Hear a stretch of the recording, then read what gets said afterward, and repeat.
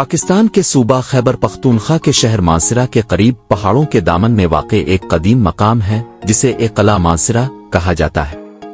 یہ جگہ بظاہر ایک خاموش تاریخی کھنڈر لگتی ہے، مگر اس کی مٹی میں ہزاروں سال پرانے راز دفن ہیں۔ مورخین کے مطابق یہاں کبھی موریہ سلطنت کا پہلا مرکز آباد تھا، اور یہی وہ جگہ تھی جہاں سے عظیم بادشاہ ایشوکا نے اپنی سلطنت کی بنیاد رکھی۔ ایشوکا وہ بادشاہ تھا جس نے جنگوں کے بعد امن اور انسانیت کا پیغام پھیلایا۔ اس کی سلطنت موجودہ پاکستان، بھارت اور افغانستان تک پھیلی ہوئی تھی۔ مانسرہ کا یہ علاقہ نہ صرف جغرافیائی طور پر اہم تھا بلکہ مذہبی اور ثقافتی اعتبار سے بھی مرکز کی حیثیت رکھتا تھا۔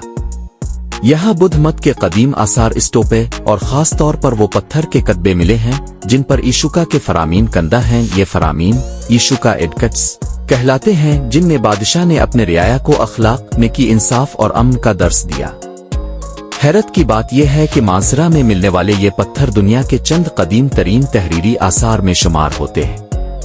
ان پر لکھی تحریریں نہ صرف پراکرت زبان میں ہیں بلکہ آج بھی پڑھنے کے قابل ہیں۔ یہی وجہ ہے کہ مورخین مانتے ہیں کہ ایشوکا نے اپنی سلطنت کے ابتدائی دن اسی علاقے سے شروع کیے۔ یہاں سے اس نے اپنی فتوحات کا سفر جاری رکھا اور بعد میں وہ دنیا کے سب سے بڑے بادشاہوں میں شمار ہوا۔ مانسرہ کا قلعہ اگرچہ آج شکستہ حالت میں ہے، مگر اس کے آس پاس بدھ مت کے آثار، پتھروں پر کندہ احکامات اور قدیم تعمیرات اس بات کی گواہی دیتے ہیں کہ یہ علاقہ کبھی علم و دانش کا گہوارہ رہا ہے۔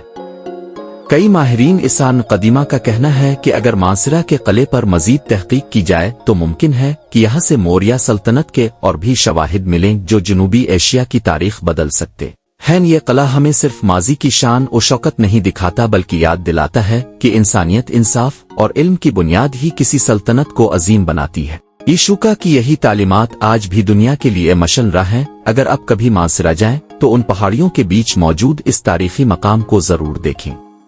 یہ صرف ایک قلعہ نہیں بلکہ ایک عہد کی نشانی ہے، وہ عہد جب طاقت کے ساتھ علم اور اخلاق کو بھی بادشاہت کا حصہ سمجھا جاتا تھا۔